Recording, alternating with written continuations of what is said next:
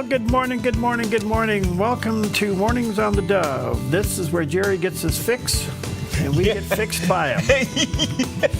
You guys go through withdrawal. Yes, sir. This is the show that's over-prepped. Oh, is that... Could there be such a thing on this show? Well, if we actually sit down and prepare for this show, it wouldn't work. I was asked that at church between services, how you go out and have a little coffee and a Why cookie. was it so obvious? What is it? This very faithful viewer came up and said, love your show, and how much time do you and Jerry spend together before you go on the air? And I said, well, I don't see him until I sit down at the table. That's the truth. Yes, yes. He said, you're kidding. I said, no, if we prepared, it wouldn't work. Right. And if now, don't get me wrong, we have a little log here. We follow all this stuff. Yeah. This tells us we do plus, some prep work. You know what I found out, too? If we sit down too early, we start blowing all our material just between ourselves. Yeah, we probably better off. Yeah, it's better. We just come on fresh and surprise each other. Somehow it works. Anyway, good morning to you. Happy Monday. Coming out of a delightful evening and day where the temperatures are cool. Kind of like a midsummer, chill for a moment. We have some high marine air over the top of us, better known as clouds. And we'll talk about that. Nice, and then it slowly warms up, and then it slowly backs down. So, well, hopefully this will help with firefighting efforts. Yeah, a little cooler. Have two bad ones working, one for the north, one to the south. We'll get you updated on that a little bit later on. Some big stories in the news. We'll talk about that. What else? Well, if you're in it, you want to get out of it. It is National Get Out of the Doghouse Day. Oh. Occasionally, we all need a free pass, and on this day, it offers a fast track home, as we certainly might need it once in a while. So here are a couple tips on getting out of the doghouse. It is put down the technology. If you're on the naughty list, don't use an email, texting, or other technology to apologize. Get in there, eyeball to eyeball. Honey, I'm looking at you, you're looking at me. Here's a genuine apology. You can also meet at your favorite coffee house. Public meetings are good. Well, voice levels have to. Oh, okay. Yeah, you have to keep it down. That's a good idea. Yeah, so meet at a favorite coffee house. And then, of course, you can send flowers, chocolates, or an appropriate gift, and that always works. So no, wait a minute. That doesn't replace the apology, though. No, that's true. That's a follow-up. No, that's just part of it, right. Yeah, that's a follow-up. Apologies first, then however you want to give it. You want Pam to pass out in a good way? Yeah. Just say, honey, I was wrong. They'll pass out. I got that in a birthday card. Boom, over. Boom. Move on. Boom. Okay, all right. When they come to, that's when you have to have the candy and the right now and flower. say, okay, come on. Come on, I'm waiting. All right, moving on. It is National Sometimes no words are good, too. Sometimes. Yeah, thank you. National Junk Food Day, permitting us to chow down on the foods we don't usually include in our daily diet. Junk foods, by definition, typically contain high fat, sugar, salt, calories, very little nutritional value. So why do we have National Junk Food Day? Why do we want to do this? Well, because we're human. We splurge. Yeah, well, they were talking about the fact that with the advent of packaged foods, it boils down to packaged foods. Yeah. It really does. And that happened in the late 1800s. It really exploded in the mid-40s after World War II. By the 70s, we were full of junk food. And a guy named Michael Jacobson, a microbiologist, is credited with coining the phrase junk food. Okay. We all know what it is. So it's kind of like fake media. Yeah. Or fake news? Fake news. Okay.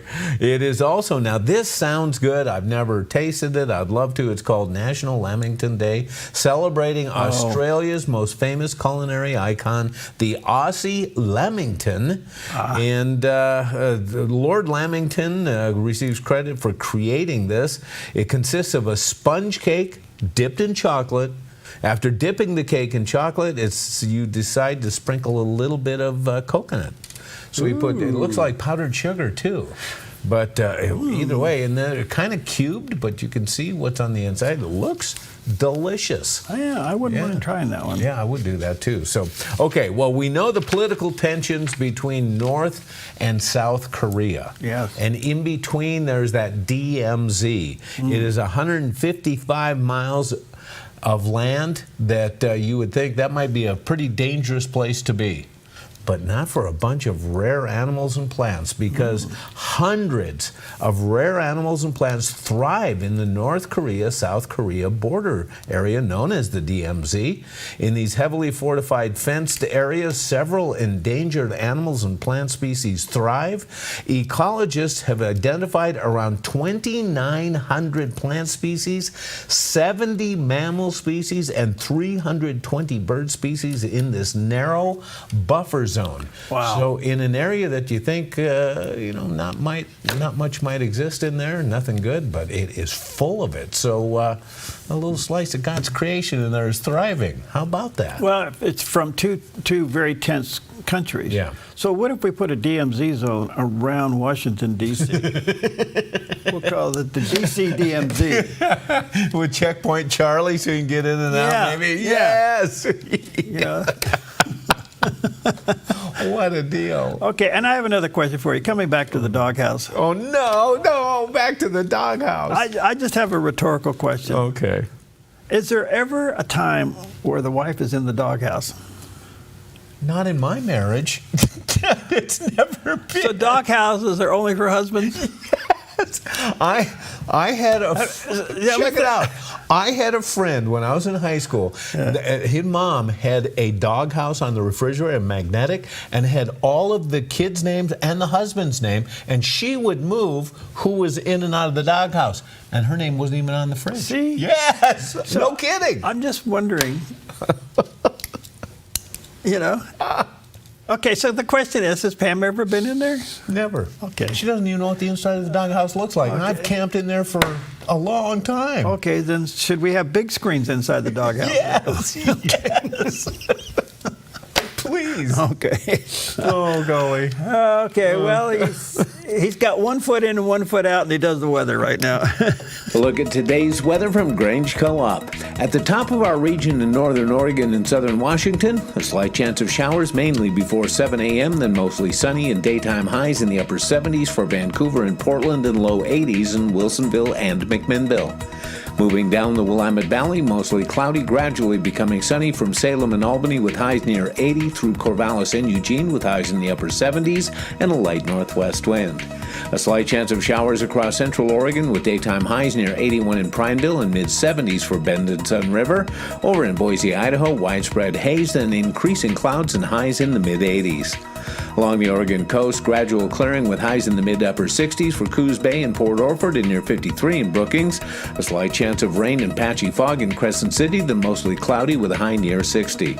In southern Oregon, becoming sunny in Grants Pass with a high near 86. Mostly sunny in Medford with a high near 88 and Ashland near 83. In the Klamath Basin, sunny and breezy in the afternoon with highs in the low 80s. Into northern California, mostly sunny around Wairika with daytime highs in the mid-80s. A slight chance of showers in Redding, then sunny in upper 80s. Sunny in Chico with a high near 86 and Sacramento in the low 80s. In the Bay Area, patchy smoke, then sunny in 75 in Santa Rosa, becoming sunny in near 73 in Napa. Partly sunny and breezy in San Francisco with a high in the mid-60s. And today in San Jose, mostly sunny in mid-70s. It's a snapshot of your Monday weather from Grange Co-op. And a beautiful shot, an interesting shot from the top of the communications tower at Mount Ashland. And there's two sites up there. One has the communications tower, and the other one is the weather ball, or you guys call it the golf ball? Yeah, I call it the golf ball. It's a giant one, man. Yeah. So this is a shot we don't see very often. Yeah. It's looking out over the clouds over the top of the valley this morning. Earlier, when it was dark, you could see the city lights kind of through the clouds. So it's an interesting shot, and it just shows you it's a beautiful day, and the marine air will slowly burn off and keep the temperature a little on the cool side today. So very nice, very nice. Well, we know that in James chapter 1, verse 2, he reminds us to count it all joy when we meet trials of various kinds. And here we have Pastor Jack Graham to take a look at how trials actually shape our character. here's something really great about these manifold, these various trials, that word. The same word is used over in 1 Peter 4, verse 10. He's talking about spiritual gifts, but he mentions the manifold grace of God. 4:10 of 1 Peter. The manifold, multicolored, the various grace of God. So here's the point that I love to make. God has a grace for every grief. For every color of trial, there is a color of grace. And for every grace, there is a greater glory that is yet to come. So trials are inevitable, trials are individual, and trials then are instrumental. And we're going to park here for a while because trials teach us things. The curriculum of suffering and pain, this is where we learn so much. And so trials are instrumental in teaching us. They are instructive, in other words. So in what way? I've just listed some of the ways. I'll list them for you. God grows us through trial, especially our character and our Christian faith and development. Nothing develops character more than adversity in our lives. Mm-hmm. That's true. Mm-hmm. Yeah. Has a lot to do with that. So God doesn't waste it. Right. Do you thank God for the air that you breathe? Well, that's a great question. Yeah. Okay, so if you're taking in oxygen, think about this. I read this morning. Okay. Do you realize that you will breathe today about 23,000 times? Really? Okay. You inhale, exhale. All right. Roughly 23,000 times a day. Wow. God gave that to you. Yes, he did. Okay. Thank him for the very air that you breathe. Life on loan. Life on loan. Yeah. All right. All right. Good morning to you. Happy Monday. Let's take a look at some of the top stories. Kind of interesting ones today. The Epstein files and case just won't go away. So the president has done something, and you kind of ask yourself, all right, so you talk about really maybe stopping this whole thing. Yeah. He said to the DOJ, Department of Justice, Attorney General Pam Bondi, take the entire grand jury testimony and get court approval to release it. So that means there's a layer in between where all this is happening, between the DOJ, what they have, and the courts okaying it. Now, wouldn't it be interesting if the court say, no, you can't do that? Yeah. That means that perhaps the court itself's got problems with the issue. Yeah. But he is basically saying, look, there's no there. This is a scandal. So let's turn around and throw this out, and let's take the grand jury. Now, this is the evidence that the grand jury saw that went ahead and did all the indictments. Okay? So let's release that to the American people. So that's yet to be seen if it's going to happen, but he ordered the Justice Department to get court approval to release the grand jury testimony. Wow. I wonder if they will. All right. In the meantime, Alan Dershowitz, he's such an interesting guy. We'll have a clip from him a little bit later on, but basically he's saying, you want to end all this? Here's what you do. Ghislaine Maxwell, you remember, she is Jeffrey Epstein's compadre, girlfriend, scheduler, coordinator, coordinator, whatever, everything. Yeah. All right, so she's in prison for 20 years. Okay, so what Epstein is saying, commune her 20-year sentence and have her testify before before Congress. That's Look, that would end everything, and it would open Pandora's box. If there's anybody that knows anything about what happened, okay, now you would have to say she has to testify so that she couldn't apply the fifth. Okay. Yeah. So your communal will not occur if you declare the fifth. So you have to get it. And he's saying, bring her up to Congress and let her testify. Yeah, why not? I wonder if that'll happen. I don't know. I mean, if there's a list, she would know who it is. If there's a flight log, she knows what it is. If you know what the motive is, if there was money involved, if there was coercion involved, she would be the one. Now, the question is, would she live to make it to... That's the big question. If she decided, if they gave her immunity and she became a witness, you would have to immediately put a suicide watch on her. Keep her alive. Okay. Which brings back to the Epstein one. Why is there a missing minute on the videotape? It's just, this thing is so squirrely. Yeah. But anyway, this would end it. We'll see what happens. But the president really, I think, took a bold move. All right, well, take a look at the grand jury testimony. Go for it. All right. This next story has popped up over the weekend, and I don't know where this is going to go, but this could be really messy. Yeah. But apparently, Tulsi Gabbard, as you know, she's head of the National Intelligence Agency, and she's releasing evidence, over 100 pages of narrative, false narrative, led by President Obama. Mm-hmm. And then she lists a bunch of people, from Clapper to Hillary Clinton to James Comey to Brennan, all these people who actually conspired between the time President Trump was elected and he took office to come up with Russiagate to take him out. Mm-hmm. And apparently there's 100 pages of evidence that this was a complete not manufactured, but actually developed plan to do it. I mean, they actually got together and put together this plan to take him out. Right, and I was reading last week about this, the fact that this meeting and these plans were made. Mm-hmm. And I was wondering, can't anybody from the government get involved in this, and now under this current administration, and look at this? And apparently Tulsi Gabbard is. Does she have any kind of jurisdiction, authority, or anything in this at all? Well, I think what happens is she's intelligence now. Remember, she's not legal. Yeah. So she takes the story, the evidence, the stuff, and she brings it up. Right. And I guess it goes to the Justice Department, or it may go to Congress. I don't know. Probably the Justice Department for further verification, and then we'll see what happens. But apparently, what little I read, quite frankly, I'm not an attorney, so when I read through this, I'm still trying to get the essence of this. It took me a couple of times, and then I looked at it and I go, oh, okay, I see it. And they were trying to say that Russia was trying to get involved, didn't get involved, and then they wanted President Trump elected. And I'm going, why? Yeah. What was that all about? Yeah. And then came the false dossier and the Steele dossier. Steele dossier, It looked like it was progressing, and then they kept adding to it. Okay. And then you get up to several reports that said there was no there. And he wins re-election.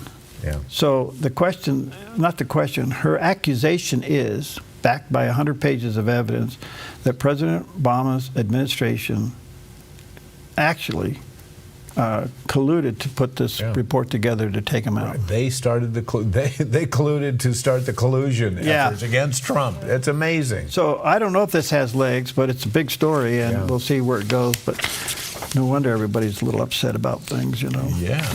All right. So much for that. I want to come back to this Australian cake thing that's dipped in chocolate with coconut over the top. Okay. Is that what it is, basically? That's what it is. It's cake dipped in chocolate, and then coconut put over the top. Sponge cake. Yep. I'd like to try that. Yeah, looks good. All right, we'll go hunting for it. We'll be right back.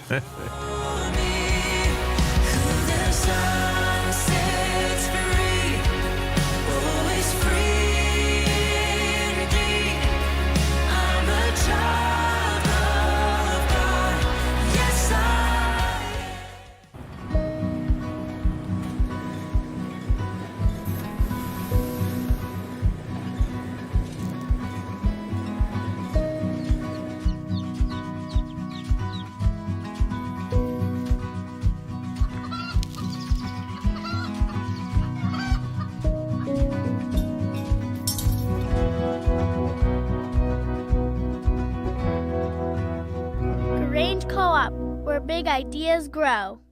At Kelly's Automotive Service, being good stewards of what God has entrusted to us is at the core of our business. We believe what we do matters. Every interaction, every transaction is another opportunity to bring Christ's values into the marketplace. If you're a technician who wants to be part of something bigger, or just looking for a new shop to bring your vehicle, we would love to meet you. We're Kelly's Automotive Service, where we service your vehicle, but take care of you.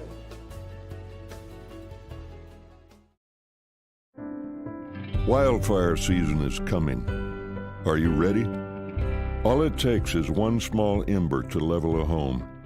Reduce any fire hazards around your home and property to prevent an escaped fire from spreading out of control and to protect your home from an oncoming wildfire. It's called defensible space, and it works. Go to keeporegongreen.org to learn more.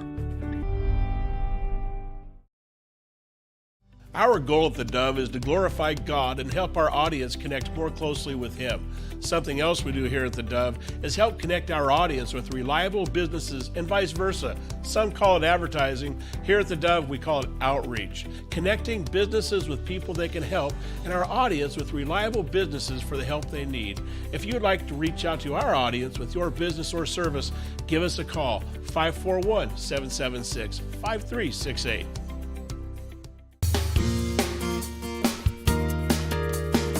Welcome back. 20 minutes past the hour on a beautiful Monday morning. Back at it with all things after a busy weekend. A little cooler today and tomorrow, but we are still in high fire danger and the state's still operating under fire emergency warnings. And just to let you know, the Butler Fire, which is to the south of us here, is still moving along pretty hard. It's at 17,000 acres and only 6% contained, and that's in Northern California in Siskiyou County. When the wind changes, that's the smoke that comes into our backyard. Okay. There's still a lot of little fires around here and there. And then the other big fire is the Cram Fire, which is just northeast of Redmond, Oregon a little bit. And that's 95,000 acres and 73% contained. They really worked hard to get a line around this one. They're fighting it with all kinds of ground crews and, of course, aircraft as well. The Butler Fire constantly has helicopters on it because of the terrain. There's nothing outside our door here. At one time, there's all kinds of airplanes. Today, there's not a whole lot of anything going on. Nothing. Which tells me they're probably coming out of Northern California to fight that fire. And then you get up around Redmond. It could be Redmond or it could be Moses Lake. That's a short flight from there. Both tanker refueling operations where they can operate there. Bottom line is, be careful, folks. We're in this really dangerous dry season, but I don't know who's calling the shots, but hats off, because you folks are really jumping on them and getting on them and really going after it. So I want to say thank you. All right, so a lot of controversy about President Trump's tariffs. You know, it's coming up to August 1st, where I think 100 countries are going to get hit pretty hard if they don't come to the table. But could the tariffs have a reverse effect? And it seems to be the case in a long-drawn, dry industry known as the logging industry of the Pacific Northwest that has declined since the 1990s to almost nothing. Well, it looks like now that the president wants to reduce foreign competition and increase U.S. logging to bring back those jobs. Could this revive the Pacific Northwest logging? Now, through the years, we've learned through our mistakes, through clear cutting and all the other things that we've done, to manage these forests a whole lot better. In the meantime, helicopter logging seems to be less intrusive, but we have the resources and we have the way of replenishing them and replanting, and especially going in and cleaning out after fires. So will the tariffs have a positive effect in the Pacific Northwest to, again, restoring and rebuilding the U.S. logging industry of the Pacific Northwest? What a possibility. You know, one of the things that we always hear, especially in the environmental movement, are the words sustainable and renewable. And this is both. It is. And there are other countries that really, if you ever go to New Zealand to see their forestry practice, in fact, we've had a lot of our people go down and see how they do it. They grow trees straight and fast. And I've seen it, been firsthand, walked in those forests and seen it. It's pretty amazing. But the bottom line is, yes, this is sustainable and it's reusable. And I think we've learned through the years of bad management, you know.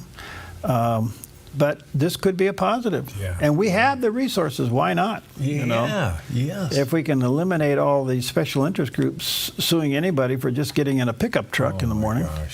You know.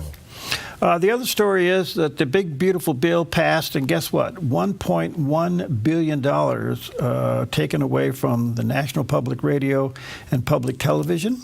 And this is a big hit on NPR. I say that with mixed emotions, but at the same time, let them compete for the same dollars that we have to compete as non-commercial broadcasters.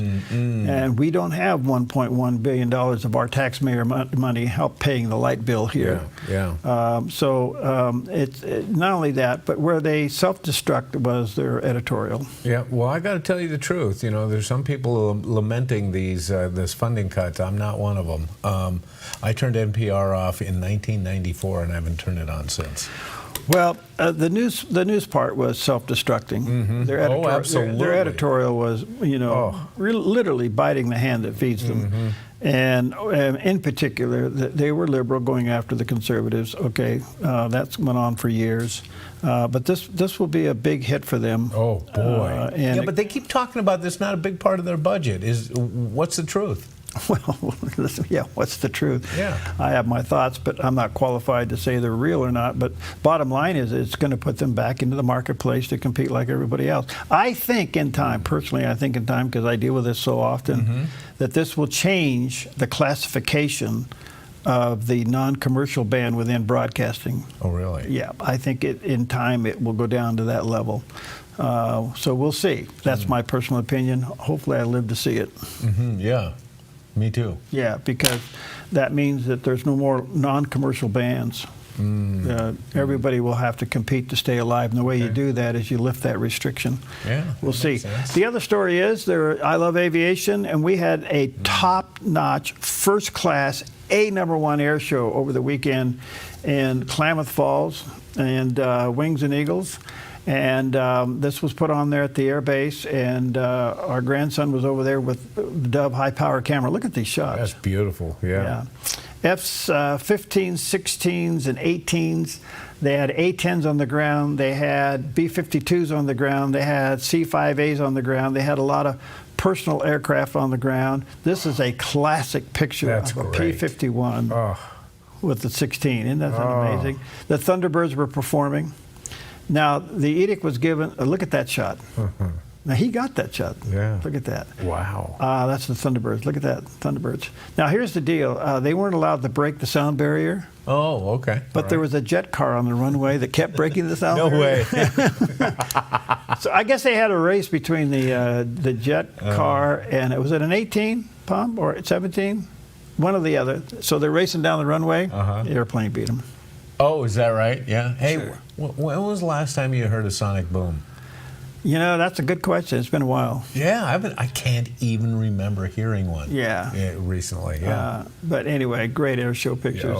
Yeah. We used to have those right here at Medford, but it's been a while since we've had a air show that time. Well, you're on the airport board. Can't you guys do something? Well, the liability, and the other thing is, they had the space in the airplane. They had the airspace to do it. We don't here anymore. We've grown so much. There's so much residential around here. So, all right, let's take a look at Wall Street for a Monday morning. Thank you, Preston.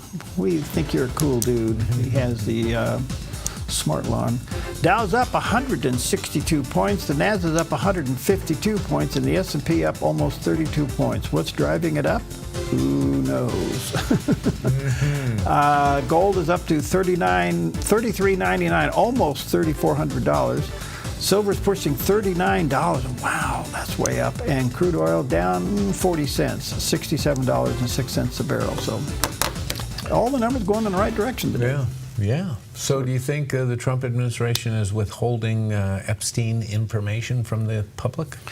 Well, if they were, they're not now. Yeah, well, yeah. It could be going down that slope. Well, on Newsmax's Newsline, Harvard professor emeritus Alan Dershowitz responds to reports of the Trump administration withholding information regarding Jeffrey Epstein. You know, what this reminds me of when Geraldo Rivera said he's going to open up Al Capone's vault, and everybody in the world watched on television as he opened it up, and there was nothing in it.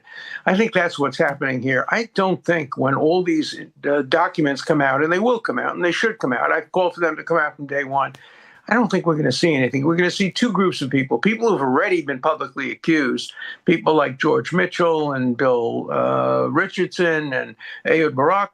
Everybody knows they've been accused. They may have been falsely accused. We don't know, but we know that. Then there are a couple of names of people that haven't been released, but these are obscure people. I know who they are. Nobody's ever heard of them. So I don't think there are any smoking guns here. So there shouldn't be redactions. Everything should come out. Let me give you an example. A woman named Sarah Ransom said she had videotapes of Donald Trump, of Bill Clinton, of Hillary Clinton, of Richard Branson, and other people, videotapes of them having sex with young children. And she wrote to the New York Post, a woman named Maureen Callahan. You can confirm it with her. And then investigation, but she made up the whole story. So, we know there are people who've made up stories. In my case, a woman accused me, and then she acknowledged that she may have confused me with somebody else, may have misidentified me and withdrew her lawsuit. So we don't know what the status is of the accusations against Bill Richardson, who's no longer alive, of George Mitchell, who's old and retired, of these other people. We don't know. All right, so what the president's done, just to remind you, he's ordered the grand jury transcripts to be released. So they have to go through the court to be released. Now, I don't know, will they be unredacted? I don't know. But if the grand jury testimony is made public, that is going to, the president wouldn't do that without reading the grand jury transcript himself. Oh, yeah. Okay, so there that goes. Yeah. That's going to nullify a lot of it.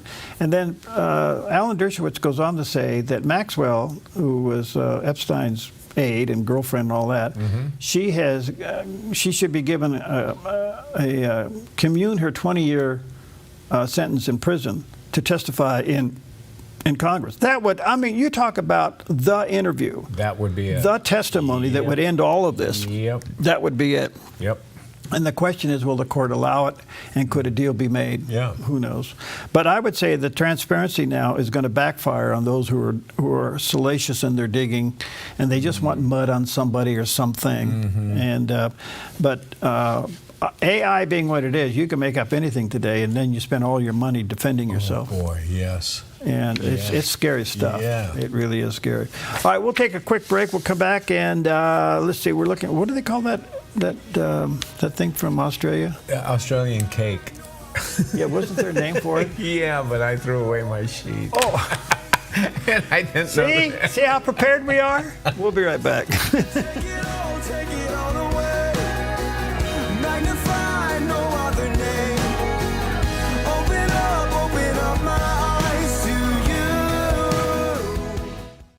Hey, this is Ed, co-owner of Visiting Angels. To continue to serve our seniors, we need more caregivers with a heart to serve. Our mission statement is honoring the art of giving, which means we honor you, the caregiver. We know it's our people that make Visiting Angels the best in-home care provider and a great place to work. Come be our next amazing caregiver. Give us a call or apply online.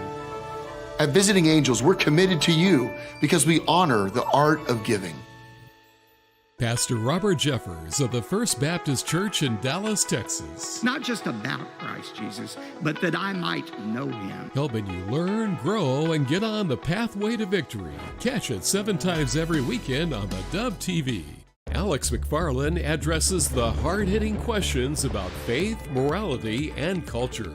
We are to present, explain, defend the gospel. Watch Alex McFarland Tuesdays and weekends on the Dove TV. A ministry moment on the Dove.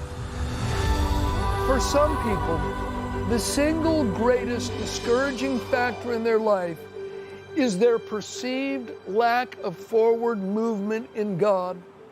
There are many Christians that feel stagnant, and they're generally self-condemned. They don't need the devil to condemn them, they're self-condemned. Let me assure you, my friend, the Lord is not through with you. He is working in you. Philippians 1:6 says, being confident of this very thing, that he who has begun a good work in you will complete it until the day of Jesus Christ. He's begun the work. He'll carry it on until the day of Christ's return. He's not going to give up on you. He's not going to cast you aside.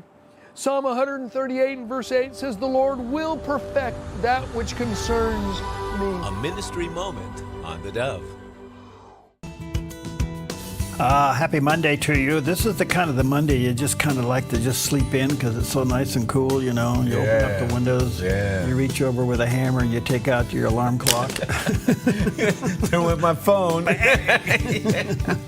And it was just, we have a layer over the top of us this morning that will be around for a little while. It slowly burns off, and according to our make-believe meteorologist. It goes up a little bit and comes back down. Yeah, so, it does. We'll talk to him after we check in with CBN Newswatch.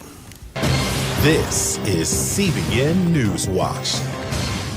Thank you so much for joining us for CBN Newswatch. I'm Efrem Graham. It is Monday, July 21st. I want to begin this half hour with news coming out of the Middle East, where the ceasefire in Syria is on the brink of collapse, with Druze and Christian civilians being massacred in Ceuta. Meanwhile, tensions are rising again in Judea and Samaria as accusations of settler violence spark international concern. Chuck Holton has more right now in our top story. In Syria's Ceuta province, the ceasefire is rapidly deteriorating. Over 1,000 civilians have been killed, mostly Druze, but also Christians.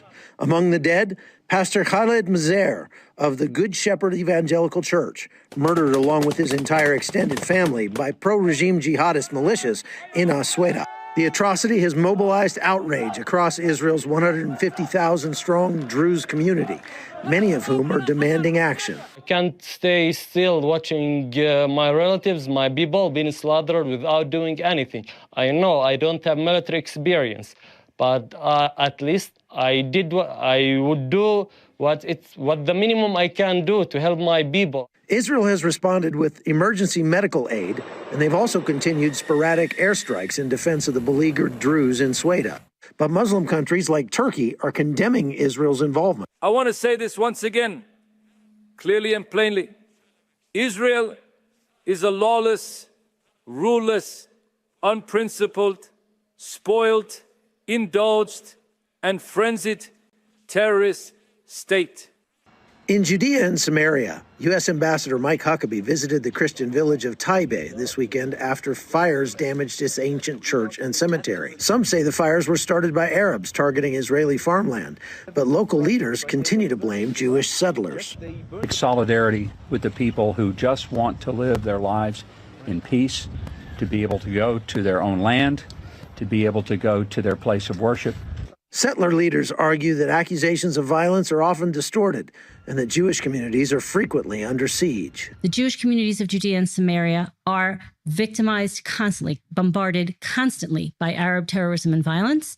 In response, the level of violence perpetrated by Jews, although it is unfortunately not zero, and it should be, and we're working on getting it to zero, it is so small as to be off the charts. In comparison to the number of people in the population, it's something like 0.056.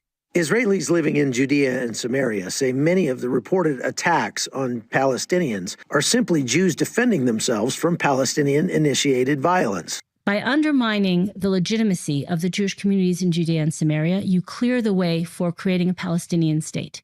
And you undermine the settlers and connect them in all sorts of ways to the IDF. You essentially tarnish the moral standing of Israel's army. With the ceasefire in Syria crumbling and competing claims fueling unrest in Judea and Samaria, the Middle East looks to be entering another volatile and unpredictable week. From Jerusalem, I'm Chuck Holton for CBN News.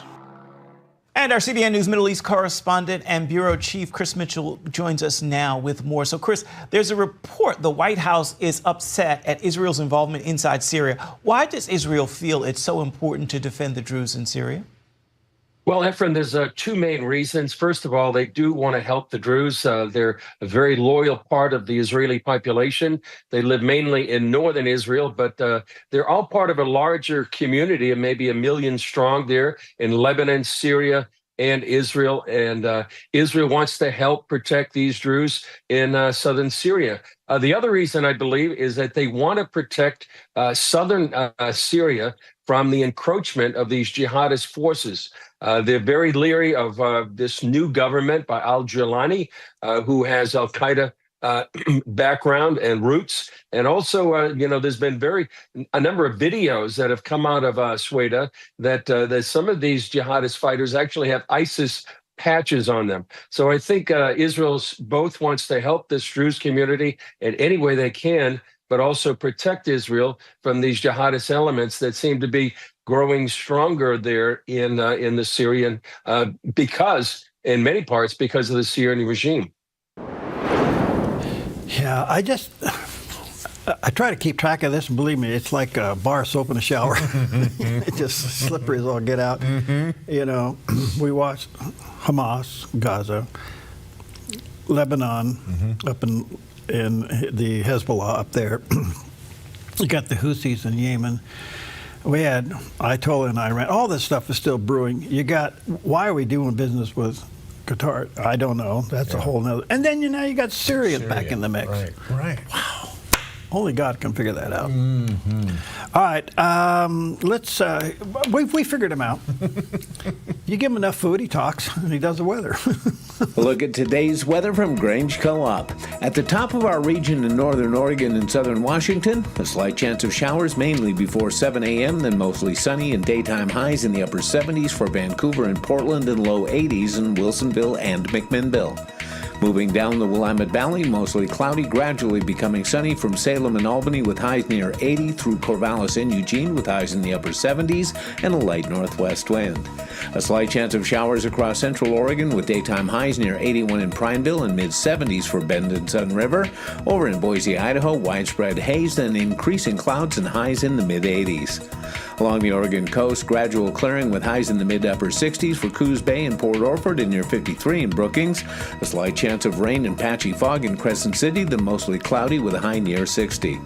In southern Oregon, becoming sunny in Grants Pass with a high near 86. Mostly sunny in Medford with a high near 88 and Ashland near 83. In the Klamath Basin, sunny and breezy in the afternoon with highs in the low 80s. Into northern California, mostly sunny around Wairika with daytime highs in the mid-80s. A slight chance of showers in Redding, then sunny in upper 80s. Sunny in Chico with a high near 86 and Sacramento in the low 80s. In the Bay Area, patchy smoke, then sunny in 75 in Santa Rosa, becoming sunny in near 73 in Napa. Partly sunny and breezy in San Francisco with a high in the mid-60s. And today in San Jose, mostly sunny in mid-70s. It's a snapshot of your Monday weather from Grange Co-op. All right, thank you, Grange Co-op. And look at that beautiful view this morning. We have a layer of marine air over the top that's keeping the temperatures very delightful today. But look at the color. It's a lot of brown out there. And we're still in high fire danger, so be careful. Be careful. Well, we watched a lot of developments through the years of the Cold War, and I'm not sure of many who are aware of this because it was on this day in history that President Eisenhower proposed the open skies policy to the Soviet Union. In July of 1955, President Dwight D. Eisenhower met with the leaders from Britain, France, and the Soviet Union at the Geneva Summit. With Cold War tensions high, discussions stalled over German reunification and arms control. So Eisenhower made a bold move. He introduced the Open Skies proposal. It called for the U.S. and Soviet Union to exchange maps of all military sites and allow mutual aerial surveillance to ensure transparency. Britain and France showed interest, but the Soviets flatly refused. Premier Khrushchev dismissed the idea as an espionage plot. Eisenhower wasn't surprised. He later admitted he knew the Soviets would reject it, but he wanted the world to see who was blocking progress. 30 years later, President Reagan would use much the same approach in his arms control dealings with the Soviet Union. Arms control, he declared, could only be effective if compliance with such agreements could be verified. Trust but verify became Reagan's standard phrase. Though Open Skies failed in 1955, its legacy endured. Trust but verify. Trust but verify. Yep. Amazing, isn't it? Yeah. All right, well, this is kind of keeping in the theme, military. Secretary of the Defense is Pete Hegseth. I was a little worried about him at first, but now I'm getting a little comfortable with him. Yeah. Basically, his mission is to de-country club the military and put it back on, trust but verify. Strength, peace through strength. Right. Now, of all people that he's speaking before, he is before a room packed full of college students. And this is at the Turning Point event that Kurt has all the time. And here he is talking to college students. Listen to this. I have had the incredible opportunity, and I wish everyone here get a chance to be in the Oval Office, and you see him because he's the most transparent president we've ever had. But to watch President Trump, whether it's the Oval Office or the Situation Room or in foreign countries, he does so much, but ultimately his willingness to put America first, apply common sense, and execute peace through strength is the core of what I get a chance to see every day. And you don't get peace without the strength part. And that's my department, the strength department. And so I actually think we lead at the Defense Department, or maybe soon to be the Department of War, for all the right reasons. We lead the biggest peace department in the world. Our job is to be strong and ready and lethal so that you never have to use us. And if you use us, our capabilities are so overwhelming, our threat so looming, that we're able to conclude that mission swiftly and violently to the interests of the United States, or not have to use us at all. So the peace is preserved and deterrence sticks. And I'll never forget President Trump, when he chose me for this job, the first thing he said to me, he said, Pete, you're going to have to be tough. I can't even say the word. Because it's a young crowd, 15, 16, tough as you know what. Tough as you know what. And I said, yes, sir. And boy, was he right. But the next thing he said to me was, Pete, I need you to restore the warrior ethos. I need you to get the military back to basics. We were distracted. Absolutely.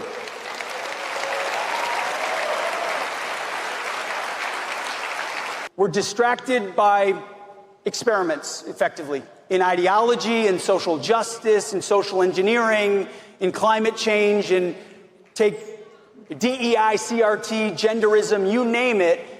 Influences were pushed into our formations in ways that made doing our job that much more complicated and difficult. So from day one, we have declared that DEI is dead at DOD.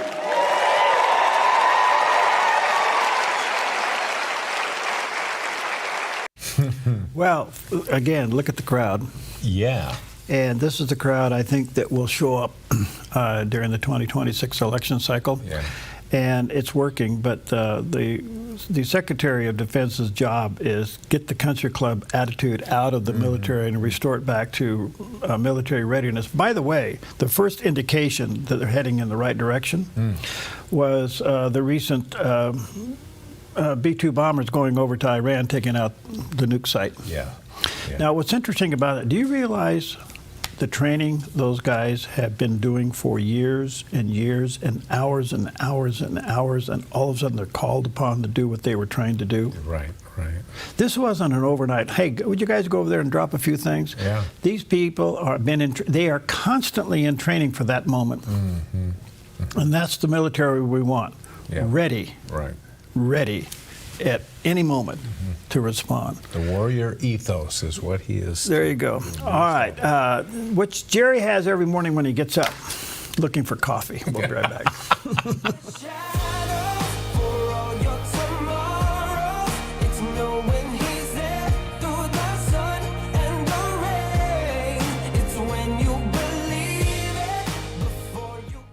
Hi, I'm the SOS Alarm guy, here to tell you about a great deal. SOS Alarm will not only beat any internet deal, but will install the system too. So burglars, beware. SOS Alarm for security and beyond.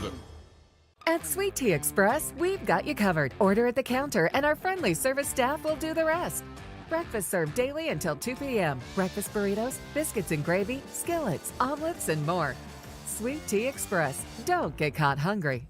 The kind of person that Perry is first of all, he's got a tremendous pastor's heart, with the ability to preach the truth of the gospel, which I don't think is always a common aspect.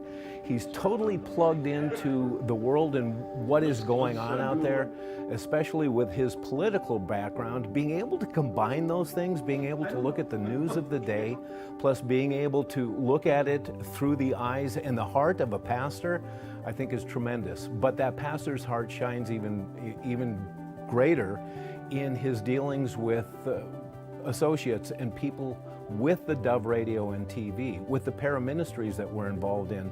So I think it's a big part of his personality on the air. Besides that, he is the funniest guy I know.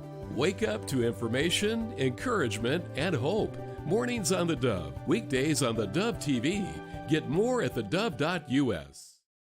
Where does the Bible teach that a whole generation of believers around the world will be taken en masse into God's presence at the time of the rapture? Today, we will take you step by step through what the Bible reveals will happen at the moment of the rapture and how this mighty act of power will lead the world into the future events the Bible predicts will happen in the last days. Join me for the John Ankerberg Show weekdays at 4 o'clock right here on the Dove TV.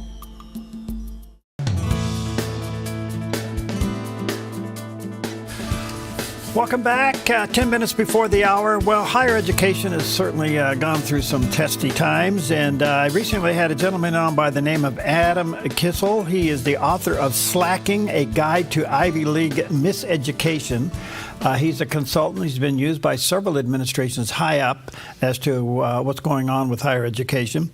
I had a great interview with him. You can go to thedove.us and watch that again. But I asked him if today's universities have learned anything from the recent conflicts, and here's what he had to say.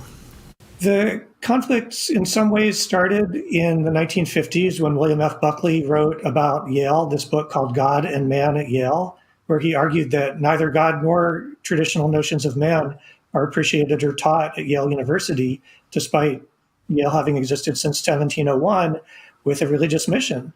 It had lost that mission. So we have now 70 years since that time, and we have what I could now call the legacy elite institutions resting on their laurels, on their past history of having been great institutions. Fast forward to a couple of years ago when we had the big anti-Semitic rallies and encampments, and universities seem to have stayed in that downward trend where they have not responded to the critics. They've gotten worse. And unfortunately, it's taken the acts of the federal government and sometimes state governments to say, you need to be accountable to the people for being an American university that promotes at least the basics of American values of civil discourse and freedom of expression, academic freedom for your faculty and students, without putting your thumb on the scale and deciding one view is right and one view is wrong. Now, religious institutions are different, but I don't see that we've seen very much learning by these institutions. The discipline that they're facing now from governments is being imposed from the outside. These are not cultural changes that are happening from the inside. So they have a long, long way to go. Okay. They've lost their way. Yale, Princeton, Harvard, all schools that started basically as seminaries, so to speak. Yeah. Christian based. Yeah. They're a long ways from their original mission and platform. And here's the problem. All of them have enormous amount of money in savings, endowments, billions of dollars in endowments. The question is, will the withholding of current funding from the government be anything that would turn things around? And he made two things. Are they really institutions of civil discourse and critical thinking and freedom of speech? And the answer is no. They have put their thumb on the scale. It's only their view and everybody else is wrong. And I did ask him the question. I said, you know, with all due respect, Adam, does anybody really care what a university student thinks these days? Oh, that's a great question. And the answer was? He didn't think so. Yeah. They think that their worldview is the one. Yeah. But these are people who have not entered the workforce yet and come to the reality that it doesn't work the way they were trained. Right. And, it's a lot is exposed when you watch guys like Aldo on campus, and they ask, these young minds full of mush, basic questions, especially civics questions, and there's nothing close to the semblance of reality coming out. No, you got to ask yourself, do we really care what protesters do on Harvard or Columbia or Princeton or any place? Do we really care? These are students that have been indoctrinated to do what they're doing. And they've not only been indoctrinated, but they've been organized, because a lot of these things that happen on college campuses, they're organized elsewhere, and these, like lemmings, they follow right along. Okay, here's something that's yet to be uncovered. The money to pay protesters. When are we going to investigate money to pay protesters? Perfect, yes. There are professional protesters out there. Right. So 100%. That's another thing to be uncovered. It will in time, it's just a matter of time. Yep. I got some great guests coming up. Michael Busler will talk about why are all the numbers going in the right direction. Yeah. Okay. All right. And then Bill Gallagher will be in the house. Oh, yeah, we love that. We love that. Okay, why does God allow opposites to attract and marry? That is a huge question. Bill, we're waiting. We're waiting for you, dude. Okay, well, after being stationed overseas for 2 years, a grandson surprised his grandparents, especially his grandma, when he knocked on their door disguised as an Amazon delivery person. After 2 long years serving in the military, Annalise Ryan's brother wanted his return home to be unforgettable. In a now viral video with over 10 million views, he shows up at his grandparents' house dressed as an Amazon delivery driver. Grandma casually opens the door and lets the stranger in, completely unaware that he is her beloved grandson. It takes a moment, but when she realizes who he is, her reaction is pure gold. She literally hit the floor. She's pretty agile, that grandma. She got back up pretty good. Yeah. Yeah. So that's the new thing now. For Halloween, you can dress up as an Amazon delivery guy. My Put a big swish on your car. All delivery guys get greeted at my place for my dogs because they know they're getting little biscuits. Oh, there you go. All these guys, they all have little treats now for dogs. Okay, I just have one question. What? It's a rhetorical one, so we don't have. All right. Why are we doing deliveries on Sunday? That is a really great question. Why are we? Why are we? Yeah. Can't we be non-competitive for a day? Yeah, right. I don't get it. I don't either. I don't know. Psalm chapter 30, verse 5. This is a great one. For his anger lasts only a moment, but his favor lasts a lifetime. Weeping may stay for the night, but rejoicing comes in the morning. All things are under his control. Thank him for the breath that you are breathing today, because by the end of the day, you will have taken that breath 23,000 times. And he gave it to you. All right, stick around. I got some great guests coming up.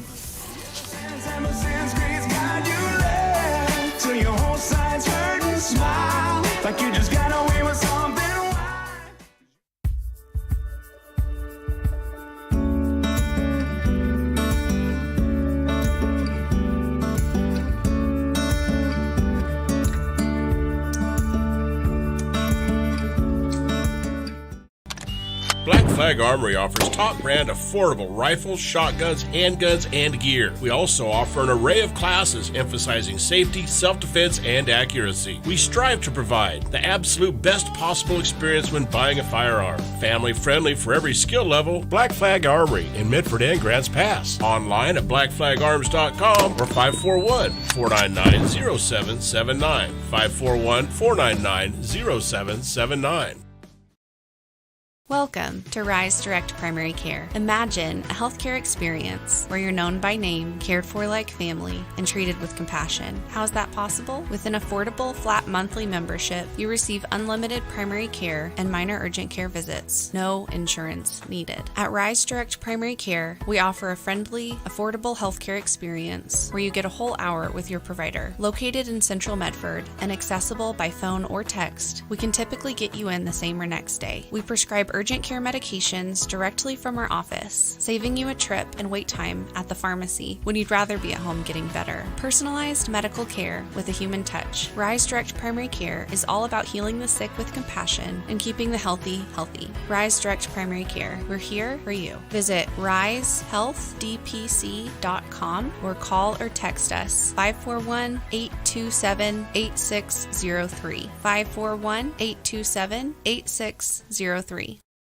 Clean water is essential to your good health.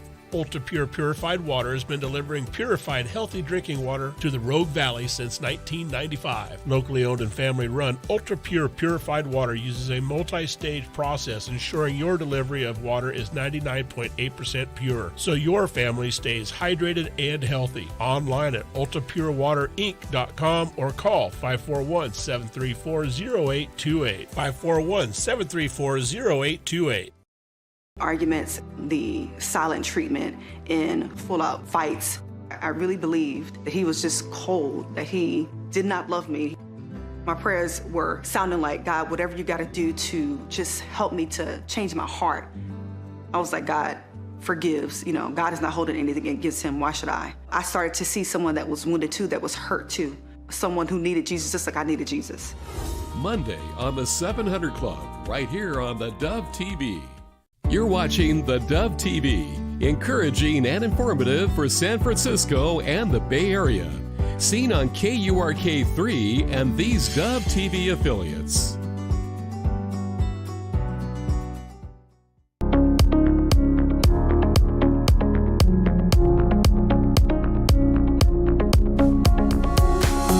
Welcome to Focus Today. I'm your host, Perry Atkinson. And of course, we are all watching the various things as it relates to the economy. And are things changing for the better is the big question. And what will they be now and in the very near future?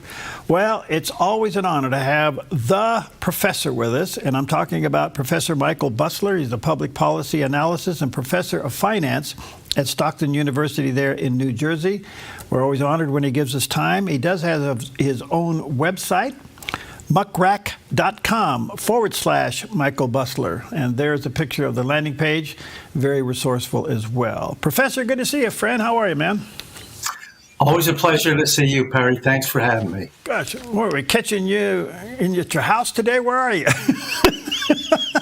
Well, I'm working out of an office in my home, yeah. Good for you. Thanks for your time, Professor. We value it greatly. Hey, is it true we had a budget surplus in June? What a piece of good news that was. So it looks like, now I hope that continues into the future. I don't expect it to, and maybe it will. We all know what a terrible problem we have with an annual deficit that's over $2 trillion and a public debt in total that's over $36 trillion. President Trump has been doing everything he can to try to get government spending down. He formed, you recall, the Department of Government Efficiency that found hundreds of billions of dollars worth of waste. Politics being what they were, he was only able to get $9 billion decrease in spending through Congress recently. But in areas where he can exercise his discretion and simply not spend money by operating departments with fewer people, operating them more efficiently, he was able to do that. So spending in June was below what had been budgeted. At the same time, his tariff policy, which many of the pundits have said will cause runaway inflation and push the economy into recession, they've been wrong. Inflation has nudged up only slightly, and the tariffs have collected over $100 billion so far. So the increase in revenue from the tariffs and Trump's doing everything he can to try to reduce spending not only eliminated the deficit, it actually created a small surplus for the month of June. As much as we can continue that is extremely positive news. Again, I don't expect it to continue every month into the future, but if he can come close to balancing and even running a small surplus in any of the months, it's a big plus for the economy. So this isn't a fluke. No. No, he's pushing down spending. The problem with cutting spending is every politician will tell you they're in favor of cutting spending. But then when you start to cut spending in some area that will affect the politicians' constituents, they say, no, we aren't going to allow that. So cutting spending is very difficult. Again, Trump is doing what he can from the executive side, and he'll keep doing that going into the future. Look at an example. When Musk looked at Medicaid, he found over 10 million people collecting Medicaid that either weren't eligible or were eligible, but they were physically and mentally able-bodied to go out and earn income and pay for their own insurance. So President Trump said, look, we're going to cut Medicaid. These people that shouldn't be getting it, we're not going to pay for anymore. And if you're able-bodied, you have to work at least 20 hours a week to be able to collect Medicaid. Some people say, well, I can't find a job. What am I going to do? There are jobs available. But even if that's the case, Trump said, look, just do 20 hours of volunteer work a week. At least contribute something, and you'll be eligible for Medicaid. So I think that's very reasonable cuts. Now, on the other side, people said, well, wait a minute, you can't do this. A lot of my constituents will go off Medicaid. It's horrible. You're slamming the poor. And it was nearly impossible to get any Medicaid cuts through. So the idea now is to try to reduce government spending, increase tax revenue through tariffs, and also by growing the economy. Trump kept tax rates low. That should increase economic growth. And even though the rate is low, you're taxing a larger base, so tax revenue should increase. We'll see what happens going forward, but that's what President Trump is trying to do. Okay, there's a lot to talk about here. Just to stay with it just for a moment, if I understand it correctly, the projected deficit for 2025 was somewhere around 1.8 trillion. Right. Now that you have a surplus in June, is it possible that could be a whole lot less?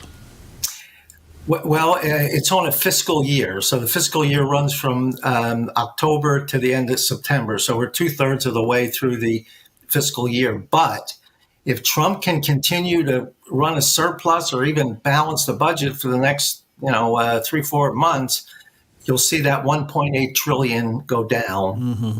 How much remains to be seen, but at least we'll go down, and we're moving in the right direction. You can't fix this overnight, but we're moving in the right direction, and that's what's important. There's an old saying, the way you eat an elephant is one bite at a time. And the $9 billion reduction that went House to the Senate, back to the House, and got approved, it's $9 billion up against several trillion, but it's a start. Exactly. We've never seen a $9 billion government reduction bill before. We've never seen any government spending reduction bill. So this is a start. It is frustrating. Elon Musk went in there and spent all that time and took all that bad press, and it hurt his company. And he found hundreds of billions of dollars of waste, fraud, and abuse. The best politically we're able to do was get a $9 billion reduction. Musk was so frustrated by this, he's ready to start his own political party. I understand his frustration. And from a fiscal standpoint, we should be able to cut a lot more out of spending. Politically, though, it's very difficult to do. So this $9 billion is not a huge amount of money compared to the $1.8 trillion deficit. But as you just mentioned, it's a step in the right direction, and it's a first step, and let's keep going like this. The Supreme Court weighed in and said the president could go ahead and begin to reduce the size of the Department of Education. That is historic as well. Do you think the DOE is bound for the ash heap? I certainly do. And it's something where we spend billions of dollars annually, and it's not producing any results. So President Trump said, look, instead of having a Department of Education that decides what should be and what shouldn't be in curriculum for every state in the union, states are different. Let's take that money, give it to the state and let them best decide how to use that money. They're more in tune to what's happening in their state rather than on a national basis. And there's just differences in Mississippi and California and New Mexico, Nevada. They all have differences in their educational needs and how they educate the children. So let the states do this. Get rid of the federal bureaucracy. It will save billions of dollars, and it will come up with a system that's more efficient. Look at our education system. Our students' proficiency measured in 4th and 8th grade has been going down in both reading and arithmetic has been going down nearly every year for a decade or so, or even longer. We have to reverse that. Education is extremely important. We need our children to get the best education possible. Let the states do that. It will come out with a better product and cost taxpayers less money. Do you think there'll be further cuts with U.S. aid? So this is a tough one. A lot of what Musk found was that millions and billions were being spent on ridiculous things. There was a Sesame Street, $20 billion for a Sesame Street in Iraq. There were studies done on mice that had no real meaning or any kind of significance. So he said, let's cut this way down. Now, there are some positive things that the USAID does, but we have to keep asking ourselves that they are very positive things. We like to continue to do it, but we don't have the money to do it. So some of these things that from a humanitarian standpoint, we probably wouldn't want to see cut may have to be cut because we can't continue to spend way more money than we're bringing in tax revenue. And President Trump will not raise tax rates on anybody. Americans are already paying enough taxes. It's counterproductive to raise tax rates any higher. It will slow economic activity. He just passed that big, beautiful bill, which keeps tax rates at a relatively low level. But some of the cuts are going to be painful. Mm-hmm. Every one of these cuts, every program, you find people that can justify it. We have to do this and we have to do that, but we just don't have enough money to do all those things. So we've got to cut somewhere. Do you think in the long term, Professor, that a light item veto would give the president power to cut some of this nonsense out of the middle? I favored this light item veto forever. I think Reagan was the first one to bring it up. I think this is a great idea. There's so much pork in the budget, and you either, when it gets to the president's desk, you either sign it or don't sign it. If he could sign it, but then veto specific line items, that would help reduce government spending. Now, if he vetoed something and the majority of both the House and the Senate said, oh, no, we have to have that, then they can override the veto. But at least the president should be able to cut fat out of the budget, this waste, fraud, and abuse. He should be able to cut it out, even if it's just a line here and a line there. So I've been in favor of this line item veto forever. Yeah, good. All right, so I'm still your student, so I'm still learning. Someday I'll pass your class. Very well. The big, beautiful bill, it did raise federal spending to $7.3 trillion while giving tax cuts. How does this work? So it extended the tax cuts passed in 2017, implemented in 2018. Now, in my opinion, the tax cut was very fair. President Trump said, except for people that have state and local tax deductions that they may lose, except for those people, everybody's taxes are getting cut 10%. We're not going to treat anybody any differently than anybody else. Everybody will see a 10% reduction in their taxes. Now, which again, I think is fair.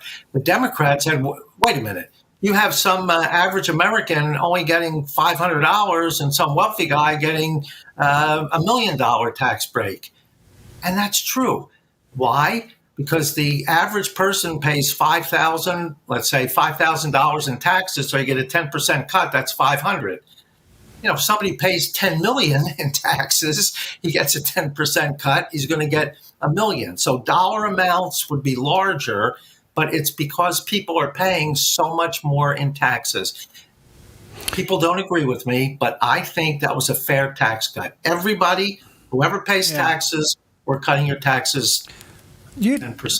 Do you think, Professor, one quick question before I take a break, do you think somewhere down the line, I mean, I realize that in the big, beautiful bill, there's some of the things that we asked for, no more tax and Social Security tax or tips, overtime. Those are wonderful starts. But there's a couple of other things out there. The inheritance tax and capital gains. Do you think they'll ever be addressed?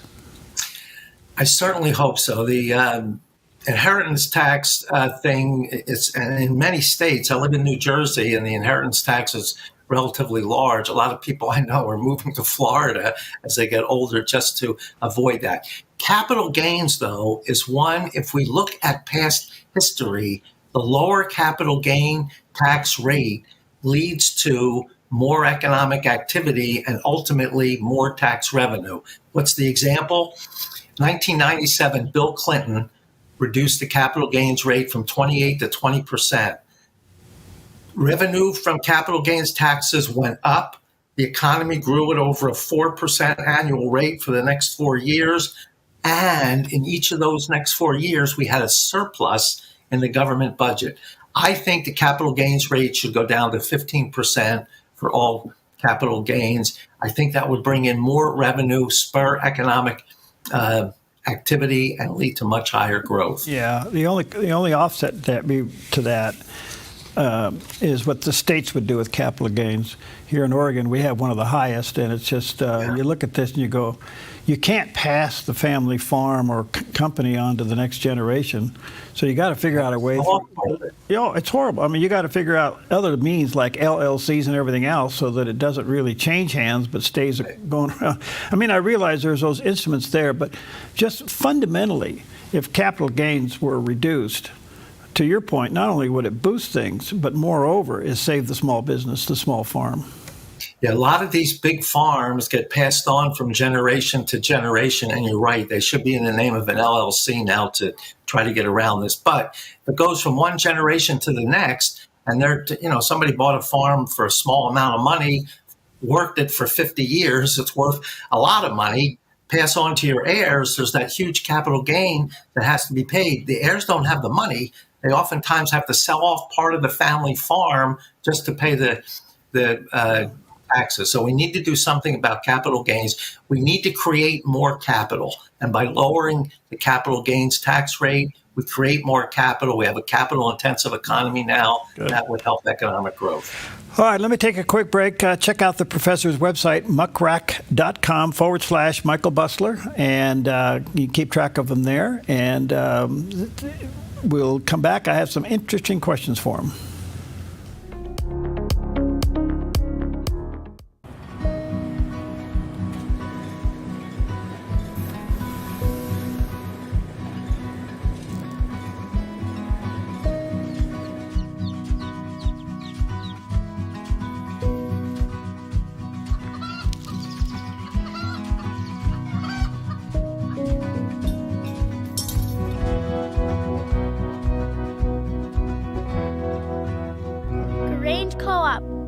Ideas grow.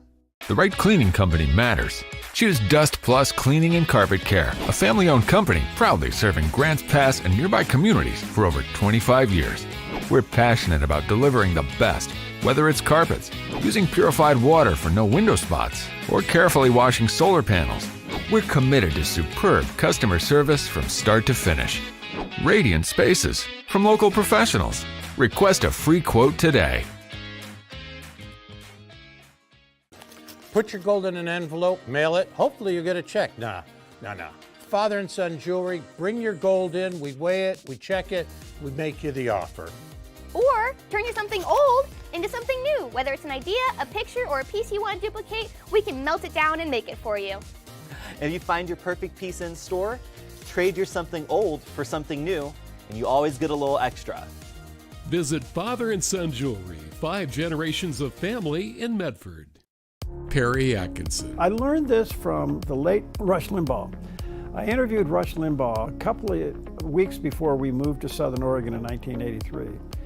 And I asked Rush Limbaugh the question, I said, what is the key to your program? And he said two things. He said, one is be comfortable in making fun of yourself and having a good time. And the other one is, when you have a guest on, remember they're the star, you're not.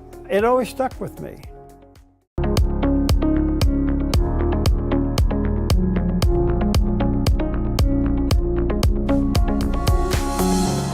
Always an honor to have with us Professor Michael Busler. He's the Public Policy Analysis and Professor of Finance at Stockton University in New Jersey. The professor has his own website, muckrack.com/Michael Busler. There's a picture of the landing page. So honored to have him with us when we call. Professor, back to the big, beautiful bill. No, excuse me, back to the $9 billion cut bill that finally made it through and got the president's signature. 1.1 billion of the 9 billion was against NPR and PBC, public broadcasting. This is huge. What's your take on that? So the president felt that some of these public broadcasting outlets were not being objective and tended to be biased. So all this funding is cut. We need those NPR and public broadcasting. So what will happen is President Trump said, look, I kept everybody's taxes low. We're going to have more disposable income. So instead of me raising your taxes and using that money for public broadcasting, I'm going to keep taxes low. People have more income, disposable income. For people who watch those things, they can donate and subscribe to them, and they can pay that money directly by their free choosing, rather than have the government take it all and say we're gonna pay for it. Be a little bit of a bumpy road for public broadcasting, I think, in the short term, but I think they're going to work it out. I think their donations will go up. People will say, "Look, I depend on this. I listen to it daily. If government funding got cut, my taxes stay low, I'm going to take some of that money I saved on paying taxes and pay it directly to public broadcasting, because I want to see that continue. And enough Americans are going to want to see that continue that I think they'll be able to raise enough money privately to keep that going." Yeah, it puts them in the competitive realm of the rest of us broadcasters. And I think that's where it should have been all along. But didn't their bias kind of self-destruct them? The bias had a lot to do with it. I mean, they're just supposed to present to the public an unbiased view, report the news, give an unbiased view. They were so slanted to one side that President Trump said, look, I'm funding people that are trying to take me down, and it doesn't make any sense to do that. Yeah. So he cut off the spending and the funding, said, let people who watch it fund it, and they should be okay. And maybe because NPR and things have to compete now, maybe they'll be a little more fair in their reporting. Yeah, I get it, because that's the world we live in. And I think that the other thing that could come from this long term will be a reclassification of the licensing of stations in America, because these are what they call NCE, which are non-commercial educational channels. And I suspect in time that could be reclassified, where in order to keep public broadcasting alive, donations is one thing, but let them compete in the commercial realm. And that could be the next one. So we'll see how that goes.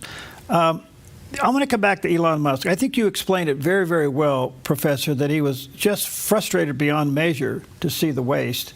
And being the impatient person that he is, that he wanted to see it cleaned up and fixed faster.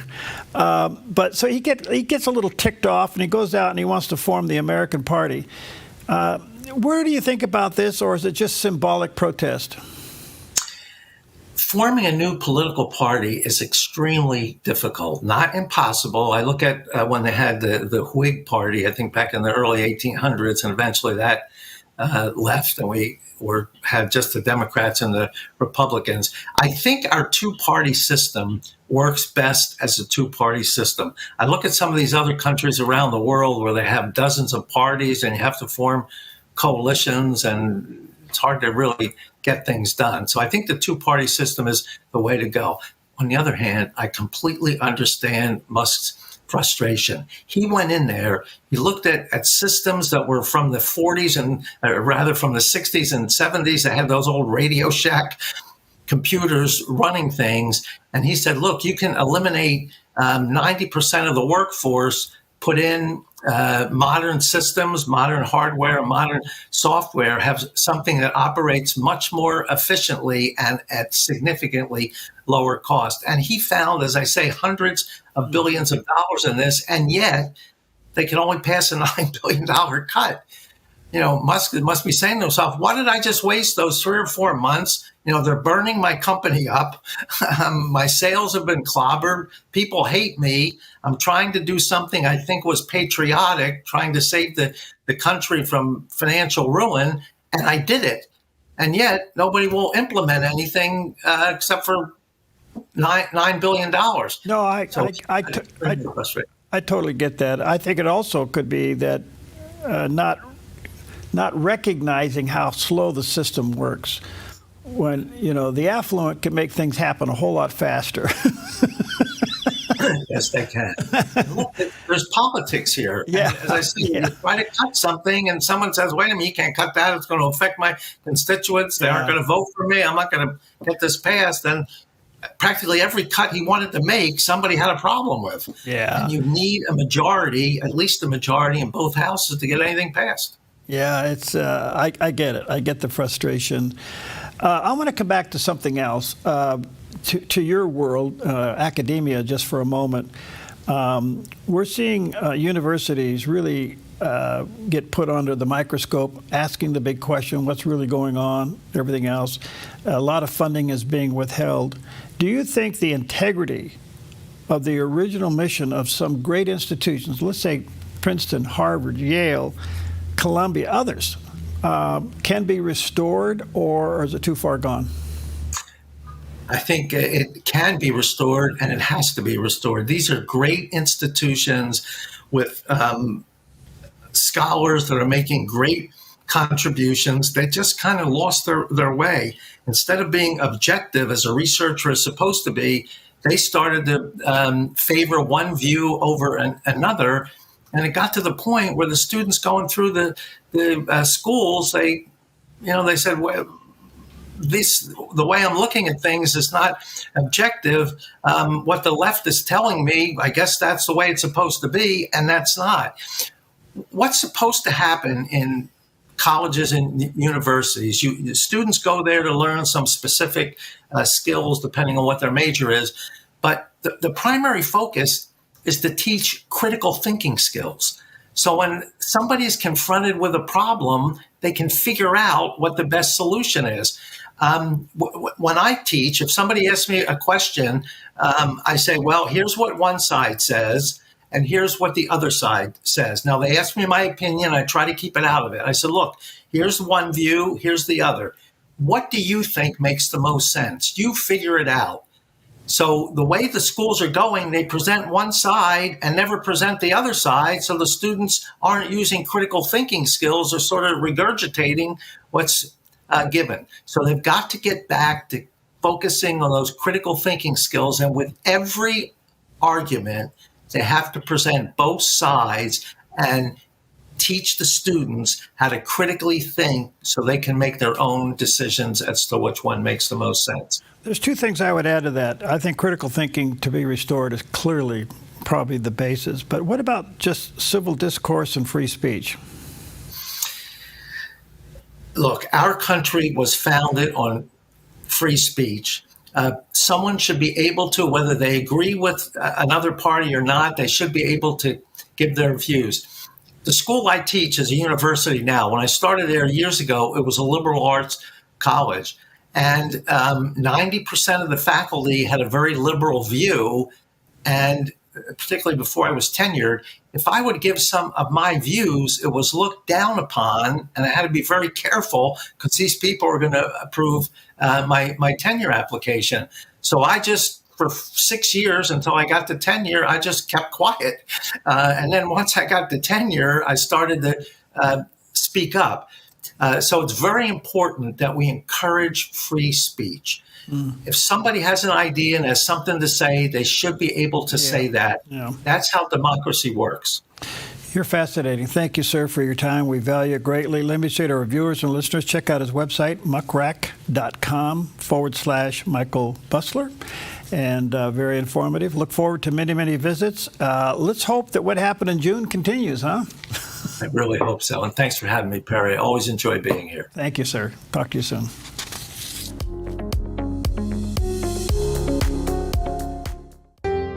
Come fall in love with Northridge Senior Living, where contemporary sunlit interiors meet old world elegance. Walk through our lovely hallways and enjoy the fun staff-led activities. Forge lasting friendships with other residents and our exceptional caregivers. Dine in style. Gather near the fireplace under breathtaking chandeliers. Our reasonably priced apartments are spacious with private balconies. Northridge is Christian-owned and operated, pet-friendly, and only 2 blocks from Asante Rogue Regional Medical Center. On-site 24/7 in-home care is available. We also offer senior adult daycare where your loved one can spend the day with us and the evenings with you. Northridge Senior Living, your home. At Sweet Tea Express, we've got you covered. Order at the counter and our friendly service staff will do the rest. Burgers, salads, sandwiches, barbecue platters, sides, and more. Smoked, grilled, and served to perfection. Sweet Tea Express, breakfast, burgers, and barbecue. Tackling the tough issues facing America and our nation's freedom. That's Sekolo on the Dove TV. A bold half hour taking you inside the battle of constitutional and political freedom. Be in the know with Sekolo on the Dove TV. Washington Watch with Tony Perkins is your watchful eye on the nation's capital. Every weeknight, covering current events, issues of faith, family, and freedom from a conservative Christian perspective. Who is really upholding the law? And Tony is the president of the Family Research Council and your leading source for what's really happening in our nation's capital. That's just the tip of the iceberg. Don't miss Washington Watch, weeknights at 6 on the Dove TV.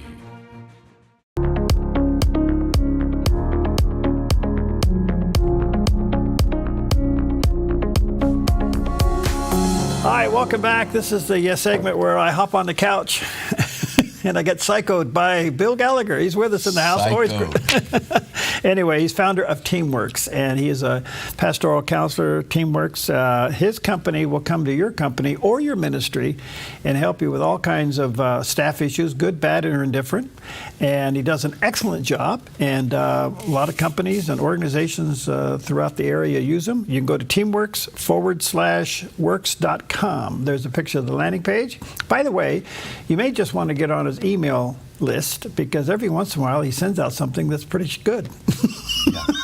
You send out a little kind of newsletters. A little newsletter once in a while. Yeah, I send them out.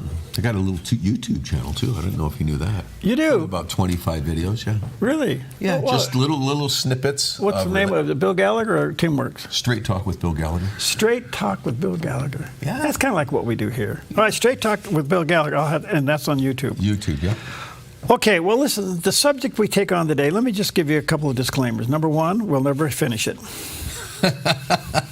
That's true. Number two, it is more than any two people can take in at one time. Yes. Okay, the subject is, why does God often bring together opposites in marriage? Personalities, upbringing, genders, parenting, households, economic status. Why does God take almost total opposites and put them together?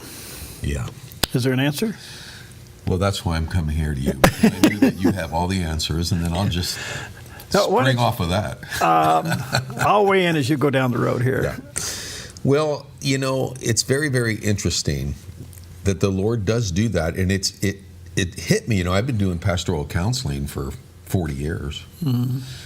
and it just hit me this last year that, I jokingly say God played a sick joke on us because, let's look at gender differences, okay? Two genders. Mm-hmm. There is so little we have in common, men with women. So little. It's almost laughable. Mm-hmm. You might have the same kids. You might live in the same location. You might live in the same country. You might work at the same place. You might speak the same language. But that's about where it ends. Okay. We think differently. We feel differently. Mm-hmm. We're encouraged differently. Mm-hmm. We're hurt differently. Mm-hmm. And, that's kind of an indication of what God is after. For example, you've heard this before. You've probably told people this before. That if you're married or you have a partner and you're the man and you offend them and hurt them deeply, they, of course, frequently can react in ways that make us very uncomfortable. And then they want a hug. Now, that's about the furthest thing from a man's brain to do, is to hug your partner when there's fire in their eyes. Most guys, this is a gender thing, will say, let's wait till we can cool down and then we can talk again. But they want a hug right in the middle of a fire. Okay? No. And there's other things. If our wife asks us as men, or our partner, or our daughter, or anything, I'm talking gender. Okay. And male, female. Male, female. Well, the society says there's 114. Yeah. But God says there's 2. God says there are 2. I'm going with God. Okay. I'll always say that. I don't care what anyone else says. I'm going with the Creator, the one who made the 2. Yeah, there you go. Good. I'm going to go with the one who made the 2. Okay, you're in safe territory then. Good. Well, I would trust that more people would think about that. Yeah. But what was the question again?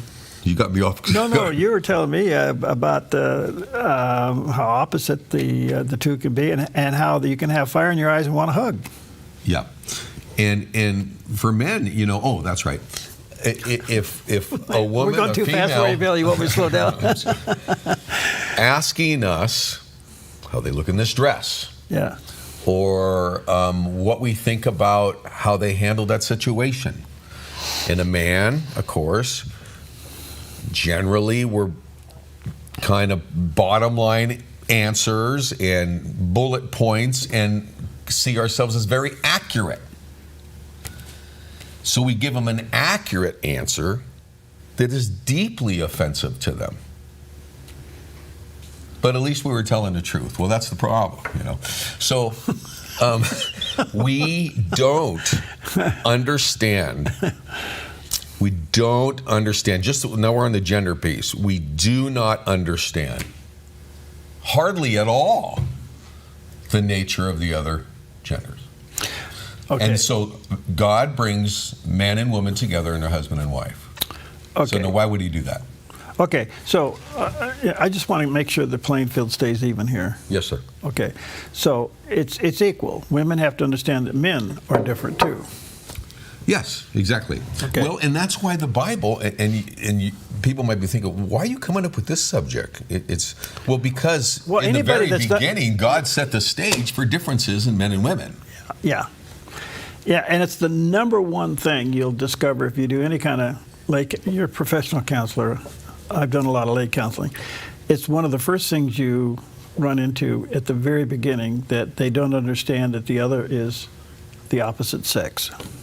Yeah. It's pretty fundamental. Yeah, pretty fundamental. And hardly, on paper, very little in common. Okay. Very little in common. Okay. Yet, God puts them together, and I'll just talk about the context of marriage. God puts them together in the context of marriage. And he tells the men, he gives us different functional roles.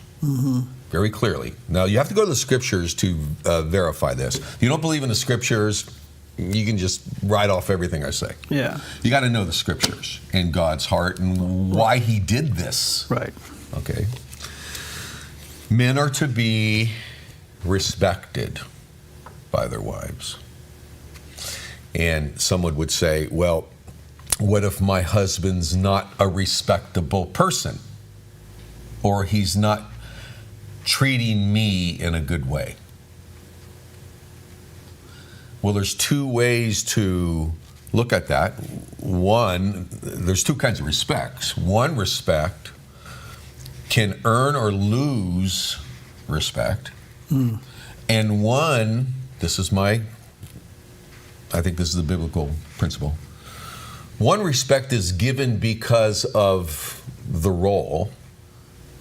The other respect is given because of behavior or not. Okay, so one's the role, one is the position. Yeah, position. And the other one's performance. Exactly. That's the best way to say it. So that's why you need me on the show with you. yeah, this is why I come here, so I can say it the right way. Okay. So, the Lord wants us to get behind the eyes of the other partner, your partner, and see things from their perspective. And we got to get out of our own head as men and as women. Get out of your own head, ladies, and start doing what the Lord's calling us to do, which is actually not natural. Yeah. It has to be generated by the Holy Spirit. It's not natural. He tells women to respect. The word is submit. It's an S word for a lot of women. A lot of people don't understand it. I use the word respect instead. And the Bible says respect too. Respect their husbands, and we are to unconditionally love our wives. Like Christ said, church, love the church. Can't do that on our own. Right. Don't even know where to begin. Right. But it's still our call and our role. Okay. So that's just the gender thing. And so I find husbands and wives, they generally are in the battlefield at the point of disagreeing with each other's point, or not necessarily belief, but each other's conviction. So that's where we get into fights. Who's right, who's wrong? Okay, we got a lot of other factors that move in here, background, parenting, all that. But let me just ask you a little bit of a question here. In your experience of marriage counseling, when do these differences begin to show up? Is it 3 years, 5 years, 7 years? They call it the 7-year itch. I don't know if that's true or not. But somewhere in there's a pattern somewhere in there, these things begin to surface. Yeah. Do you see it? Oh, sure. Okay. For some people, it comes right at the altar. That's pretty soon. Yeah. I mean, it's been said before that actually the marriages die at the altar because of the different approach. This is a perfect example of what we're talking about, the differences. Okay? Yeah. For men, the altar signifies conquering one of the goals of our life. Whoa. And we just check that off. Oh, gosh. For a woman, it's the first day of the rest of their life. Yeah. So many people start struggling after they say, I do. Because they're coming at it from a totally different standpoint, and that's important to know. Yeah. I mean, that's how we start, basically. And so I think it's about learning, how to go to the Lord and say, Lord, reveal to me the things that I need to change in reference to my spouse, vice versa. I've got to have good boundaries in all of this. It's not like one person always gets their way all the time. Yeah. So we're just, on this point, we are so different. We need to learn our wife's or spouse's perspective. We need to learn how to have the art, I call it the art of admitting that there's a better way than our way. Have you ever heard the phrase, my way or the highway? That's a setup question. Yeah, that's rhetorical. Well, if you think about that, that's kind of narrow. Yeah, well, I think it has a couple different meanings, but it's kind of narrow. When you get people in your office that are at a point of divorce, that's pretty much the mindset. Oh, yeah. Okay, when they reach the point of divorce, it's my way or it's my way, not your way. Yeah. I understand. So let me ask you this: what about family backgrounds? Oh, I understand gender is one thing, but you're taking two people together that come from two different upbringings. And so you're bringing these traditions versus these traditions, and you're going to meld. This is why so often blended families really have a rough go. Oh, blended families are a different animal. I'm in one. Yeah. Different animal altogether. Okay, so we'll come back to that. But first go around, okay, you're bringing two sets of traditions and values together. Yeah, this is what hit me. Number one, God brought two genders together, have nothing in common. Okay. Other than maybe their faith and everything. Okay. Then he brings two people together. More than that, because we have children involved too, and grandparents, and Right. we're all from different family cultures. Right, right. Then he brings two people together who are raised entirely differently. Yeah. Yeah. Then he brings two personalities together. Yeah, the green, blues, and the reds. that are almost always polar opposite. Very few are the same. Very few. Okay. Polar opposite.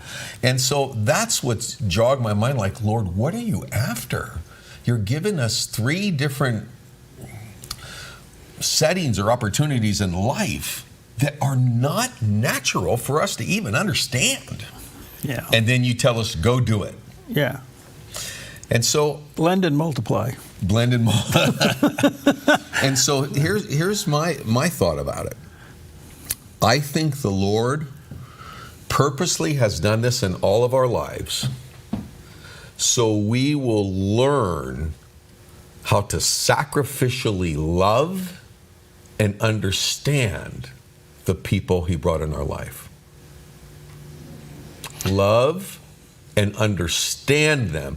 1 Peter 3:7, husbands, live with your wives in an understanding way. King James says, according to knowledge. So what the word's saying when a man marries a woman is one of your first goals the rest of your life is to know her and study her and understand her heart. That's not natural for us as men. Okay. Let me take an unnatural break right here because it's a perfect time to regroup. Teamworks-works.com is Bill's website. And check it out. We'll take a quick break. We'll be right back.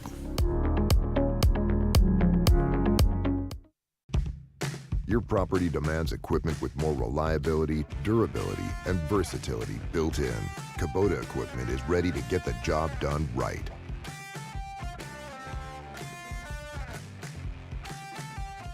Go where the wild runs deep.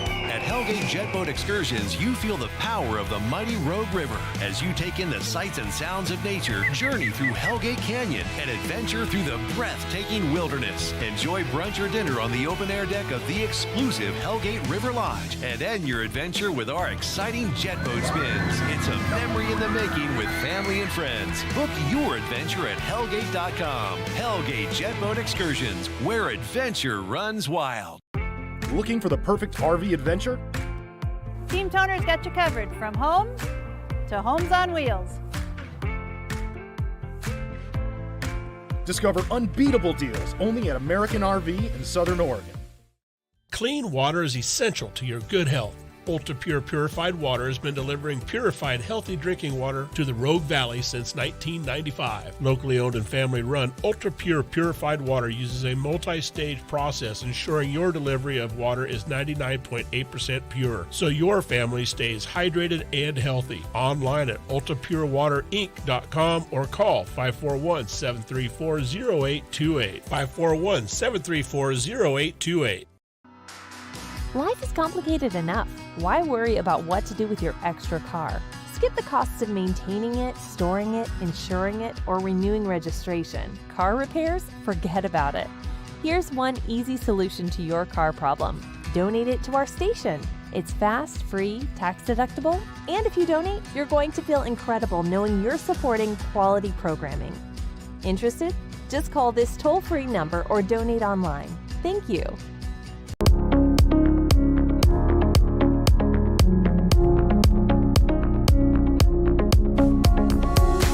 right, welcome back. Bill Gallagher's in the house, founder of Teamworks. Teamworks-works.com is the website. We're talking about why does God literally bring opposites together, not only in gender, but in personalities, in personhood, in upbringing, and everything else. Before we get too far off here, I want to talk about, just briefly, what advice can you give couples that have come together or going to come together, and they're coming from family cultures that are entirely different from one another?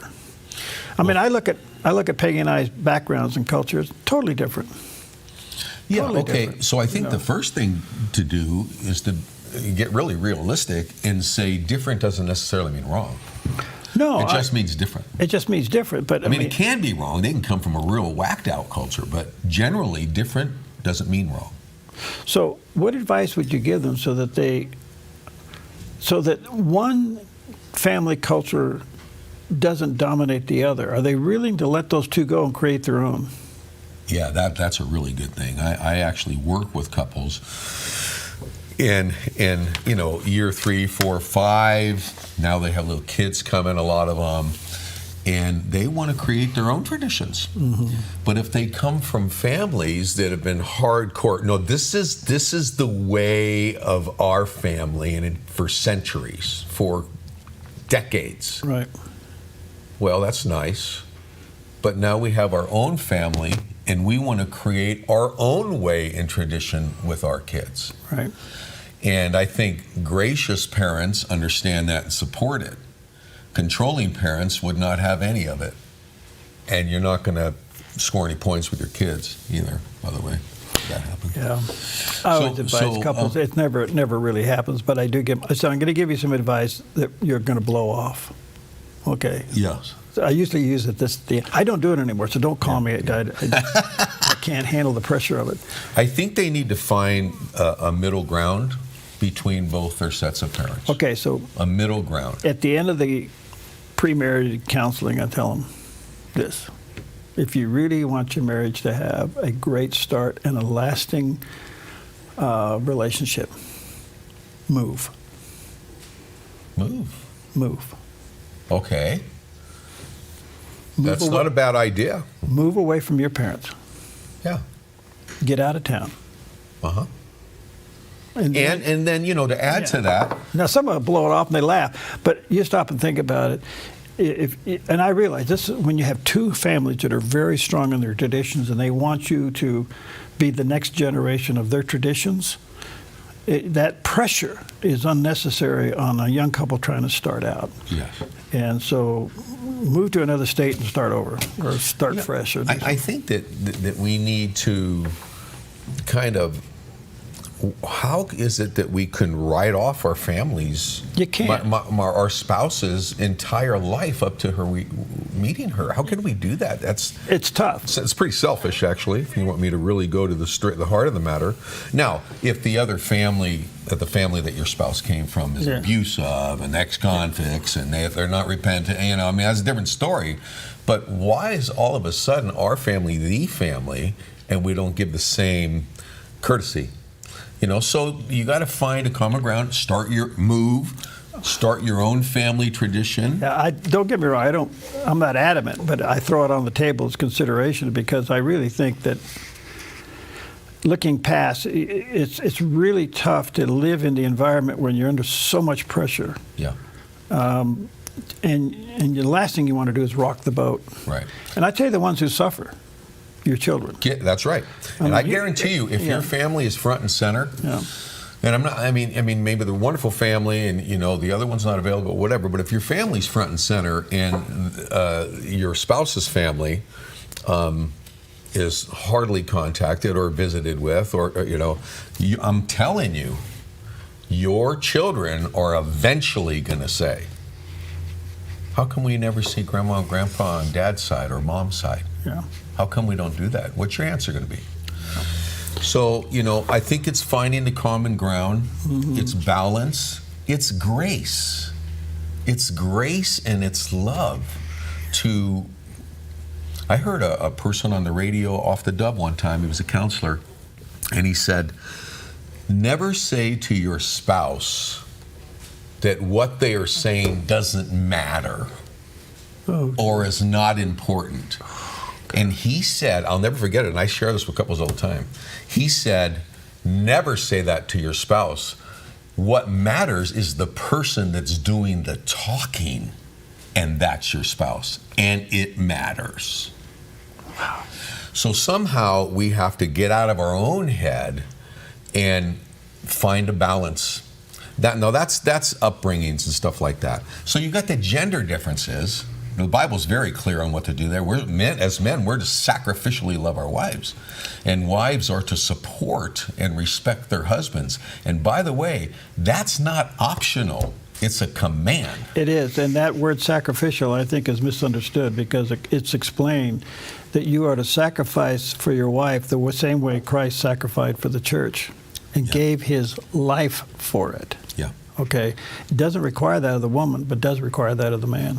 Yeah. So are you willing to lay down your life for your wife? And I'm not talking necessarily a protective standpoint. I mean really from the standpoint of, are you willing to give up your career, your ambitions, your whatever? Yeah. You know? Well, it's easier said than done, don't get me wrong. Well, Timothy says that a husband that does not know how to manage his household, which puts priority on the marriage, not the job or the ministry. Early in my marriage, my first marriage, I learned the hard way, the ministry was my mistress. Yeah. I know a lot of pastors that do that. Well, it's common in today's world. You know? Yeah, but now we're told as men who are going into the ministry, I mean, we're talking about pastors now. If you can't manage your own household, you will never be able to manage the church of God. So in other words, get your family and your marriage in order, then maybe you can lead a church. Yeah, and I would say that over any job almost. I've counseled several churches through pastoral changes in my days gone by. I don't know why I get sucked into these things, but I do. Yeah. And I tell them, fine, interview the candidate, but the next interview has to be the spouse. No doubt. I want you to interview the spouse the same way you interview the candidate, and then interview them both together. Yeah. But you need to interview them both separately. Yeah. You don't do that today. No, not at all. You always go for the... And then, of course, there's the personality. So, I mean, we're talking about heavy subjects. Oh, like you're a big red married to a blue. Yeah, we have 4 different personalities we talk about around theDove here, and I use colors. It's been around for a long time. Yeah, I use the cultural one. So you're a high yellow. High yellow. And you are a very extrovert. Low blue. Yeah, that's because that's what my wife is. What do you know? No, you're a low green. You're a low green. Yeah, well, and she's a high blue? I'm opposite from my wife. She's organized, I'm unorganized. Okay. She's introvert, I'm extrovert. No. I mean, we couldn't be any more opposite, and we adore each other. But there's, blood and scars in our life everywhere. Wouldn't trade it for anything. Okay. So, but then there's the personality thing. Yeah. So I think in all of this, Perry, we need to get out of our own head and find out, why has the Lord put certain people in our life? Well, why do we have a child? You got a minute to answer that question. Okay. Well, why does God do this? To teach us the love of Christ, to teach us to get out of our own selfish way, to teach us how to give like Jesus does. I mean, just look at him in the Gospels and see the people he reached out to. He is our example. He's our example. But it's not an accident that you had the parents you had, folks. It's not the accident. It's not an accident that you have this little child that you have that is running around tearing everything apart and will never listen to you. Those are not accidents. Those are opportunities for God to shape our life. Okay. Well, as you can tell, we just scratched the surface on this. We probably have to do round 2. Yeah, I think so. Yeah. I think so. Go to teamworks-works.com. That's how you connect with Bill. And the other area that the Lord's really using him in is working with staffs, whether it's ministry or professional staffs. Give them a call, have them come in, analyze, help, and organize. Teamworks-works.com. Thanks, buddy. Yep, thanks, bud.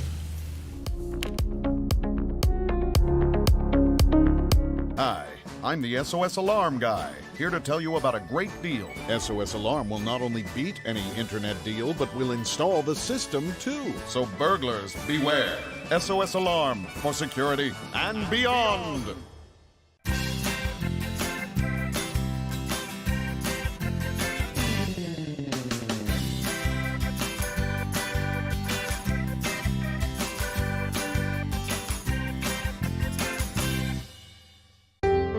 Come fall in love with Northridge Senior Living, where contemporary sunlit interiors meet old world elegance. Walk through our lovely hallways and enjoy the fun staff-led activities. Forge lasting friendships with other residents and our exceptional caregivers. Dine in style. Gather near the fireplace under breathtaking chandeliers.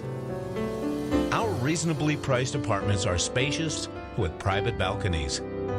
Northridge is Christian owned and operated, pet friendly, and only 2 blocks from Asante Rogue Regional Medical Center. On-site 24/7 in-home care is available. We also offer senior adult daycare where your loved one can spend the day with us and the evenings with you. Northridge Senior Living, your home. Transformed is a groundbreaking series that every week takes you behind closed doors to witness biblical counseling with real people facing real issues. Watch Mondays and Thursdays only on the Dove TV. Grab a cup of coffee and start your day right. Join us for Mornings on the Dove.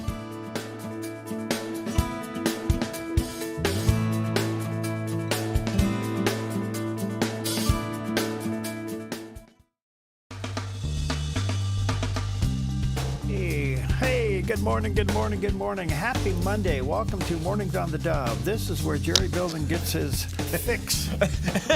After he wakes up. And you get your fix of him. Oh, yeah. Oh, heaven forbid. Good morning.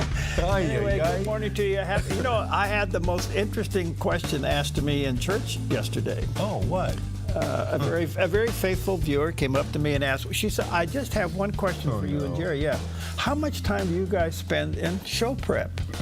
Oh. And I was laughing so hard that I don't think I ever answered it. You know, we talked about that on the air before. Yeah. You know, sometimes we're prepping as we go. Well, I got to tell you, the late Rush Limbaugh would say people would listen to his show or show prep before they did anything on the networks. Oh, yes. Okay. Yes. Okay, which was probably true. Yeah. Because if they listened to his show, they knew what to say and how to counter it. Uh-huh. Okay.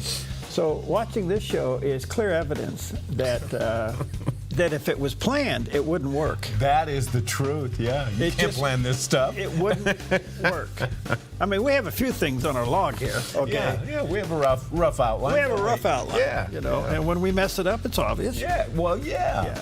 Anyway, happy Monday to you. Welcome to Mornings on the Dove, where everything goes and usually does. Mm-hmm. And weather-wise, man, are you enjoying that cool morning? Oh, boy, was this nice or what? I opened up all the windows and everything last night with that nice cool air. Yes. Very delightful. Yep. But it won't last long. It will move, but not a whole lot, but it will go back up a little bit. We'll talk about that. Yeah. Anything special today? Well, today is National Get Out of the Doghouse Day. Oh, no. Occasionally we all need a pass to get out of the doghouse. So on this one, we have some suggestions here on how to get out of the doghouse. Put down your technology. Don't use email, texting, or other technology to apologize. A face-to-face handwritten apology is best. I'll leave it at that.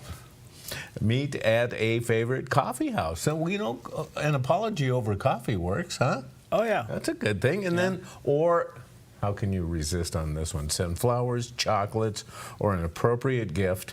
Include a handwritten note about how you're committed to fixing the issue. So take these suggestions and good luck. Here's one for you. What? You want Pam to fall over and faint? Do I want her? I mean, in a nice good way. In a good way. Okay, yeah. Honey, I'm sorry. I was wrong. I mean, flat on the floor. She's watching right now and saying, come on, honey. You got it. Let's hear it. I mean, it'll go boom, and then you'll have to revive her. Okay? Okay. And guess what? You're going to have a good day. Good luck with all that. It's also National Junk Food Day. Oh. Permitting us to chow down on the foods we don't usually include in our daily diet. Oh. And of course, junk foods, by definition, typically contain high fat, sugar, salt, calories, very little nutritional value. Yes. And with the advent of packaged foods, this happened during the late 1800s, junk food started making its way into American life. And it really exploded because of the technology advances after World War II. And by the 1970s, junk foods earned a name. And of course, it was a bad one. Michael Jacobson, a microbiologist, is credited with coining the phrase junk food. Junk food. Yeah, he also set out to curb our appetite for higher sugar, high salt, high preservative. Well, this falls right into RFK Jr.'s realm, doesn't it? Well, it's interesting to see. Yes, I mean, he is redefining food quality. Yeah. And we'll see where it goes. More and more are going to go back to cane sugar, which, you know, Hawaii's got to be happy about that. Yes. And and other things. Food dyes are on their way out. Yeah. You know, so we'll see what happens. Starbursts are getting duller. Okay. Anyway, National Lamington Day, and I've never heard of this. It's celebrating Australia's most famous culinary icon, the Aussie Lamington. Lord Lamington, Governor of Queensland, Australia, receives credit for creating the Lamington. It consists of a sponge cake dipped in chocolate. After dipping the cake in chocolate, he decided to sprinkle the cake with fine pieces of coconut, and they say the rest is delicious history. It looks good. Look at that. Yeah. Yeah. I don't know. I've never had it. You've been to Australia. Had any down there? I can't recall. Okay. Right. I may have, just didn't pay any attention to it. Yeah. Okay. Well, we know that there is tension